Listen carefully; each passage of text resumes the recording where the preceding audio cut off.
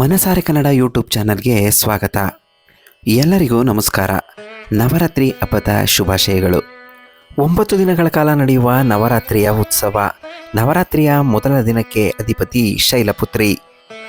9 ದಿನಗಳ ನವರಾತ್ರಿ ಆಚರಣೆಯಲ್ಲಿ ಮೊದಲ 3 ದಿನ ಮಹಾಕಾಳಿ, ಆನಂತರದ 3 ದಿನ ಮಹಾಲಕ್ಷ್ಮಿ ಹಾಗೂ ಕೊನೆಯ 3 ದಿವಸವನ್ನು ಸರಸ್ವತಿಗೆ ಅರ್ಪಿಸಲಾಗುತ್ತದೆ.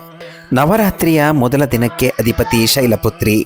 ಹಾಗಾಗಿ ಇವತ್ತು ಶೈಲಪುತ್ರಿಯ ಬಗ್ಗೆ ಒಂದಷ್ಟು ತಿಳಿದುಕೊಳ್ಳೋಣ. ಶೈಲಪುತ್ರಿ ಈಕೆ ನಮ್ಮ ಬೆನ್ನು ಮೂಳೆಯ ತಳದಲ್ಲಿ ನೆಲೆಗೊಂಡಿರುವ ಮಾನವ ದೇಹದ ಶಕ್ತಿಯ ಅಡಿಪಾಯ, ಮೂಲಾಧಾರ ಚಕ್ರ. ಇದನ್ನು ಸಕ್ರಿಯಗೊಳಿಸೋದಕ್ಕೆ ನಾವು ಈ ಶೈಲಪುತ್ರಿಯನ್ನು ಪೂಜಿಸಬೇಕು. ಈಕೆ ಭೂಮಿ ತಾಯಿಯ ಪ್ರತಿರೂಪ, ಹಿಮವಾನ್ ರಾಜನ ಮಗಳು.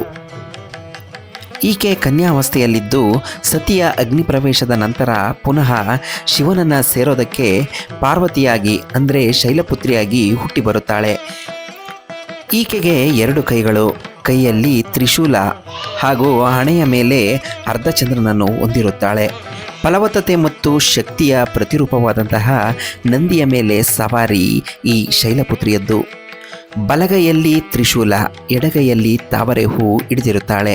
ಶೈಲಪುತ್ರಿ ಹೊಸ ಕೆಲಸ ಪ್ರಾರಂಭಿಸುವುದನ್ನು ಮತ್ತು ಶೈಲಪುತ್ರಿಯನ್ನು ಆರಾಧಿಸಿ ಜೀವನದಲ್ಲಿ ಆತ್ಮವಿಶ್ವಾಸ ಕುಂಠಿತಗೊಂಡಾಗ ಅಥವಾ ಆತ್ಮವಿಶ್ವಾಸವನ್ನು ಕಡಿಮೆಗೊಂಡಂತಹ ಸಂದರ್ಭದಲ್ಲಿ ಶೈಲಪುತ್ರಿಯು ನಮಗೆ ಶಕ್ತಿಯನ್ನು ನೀಡುತ್ತಾಳೆ.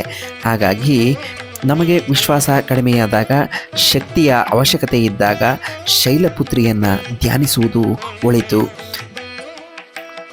9 ದಿನಗಳ ನವರಾತ್ರಿಯ ಆಚರಣೆಯಲ್ಲಿ ಮೊದಲ ದಿನ ಶೈಲಪುತ್ರಿಗೆ ಅರ್ಪಣೆ. ಹಾಗಾಗಿ ಮೊದಲ ದಿನದ ಶೈಲಪುತ್ರಿಯ ಒಂದು ಪೂಜೆ ಪುನಸ್ಕಾರ ಹಾಗೂ ಶೈಲಪುತ್ರಿಯ ಬಗ್ಗೆ ಒಂದಷ್ಟು ಮಾಹಿತಿಗಳು. ಮುಂದಿನ ವಿಡಿಯೋದಲ್ಲಿ ನವರಾತ್ರಿಯ 2ನೇ ದಿನವಾದಂತಹ ಬ್ರಹ್ಮಚಾರಿಣಿಯ ಬಗ್ಗೆ ನಾನು ತಿಳಿಸ್ಕೊಡ್ತೀನಿ. ಈ ವಿಡಿಯೋ ನಿಮಗೆ ಇಷ್ಟ ಆಗಿದರೆ ಲೈಕ್ ಮಾಡಿ, ಶೇರ್ ಮಾಡಿ, ಕಾಮೆಂಟ್ ಮಾಡಿ, ಹಾಗೆ ಸಬ್ಸ್ಕ್ರೈಬ್ ಮಾಡೋದು ಮಾತ್ರ ಮರಿಬೇಡಿ ಅಂತ ಹೇಳ್ತಾ ಇವತ್ತಿನ ವಿಡಿಯೋನ ಇಲ್ಲಿಗೆ ಕೊನೆಗೊಳಿಸ್ತಾ ಇದ್ದೀನಿ. ಮತ್ತಷ್ಟು ವಿಡಿಯೋದೊಂದಿಗೆ ಮತ್ತೆ ಸಿಗ್ತೀನಿ ಅಂತ ಹೇಳ್ತಾ ವಿಡಿಯೋ ವೀಕ್ಷಿಸಿದ ಎಲ್ಲರಿಗೂ ಕೂಡ ಧನ್ಯವಾದಗಳು.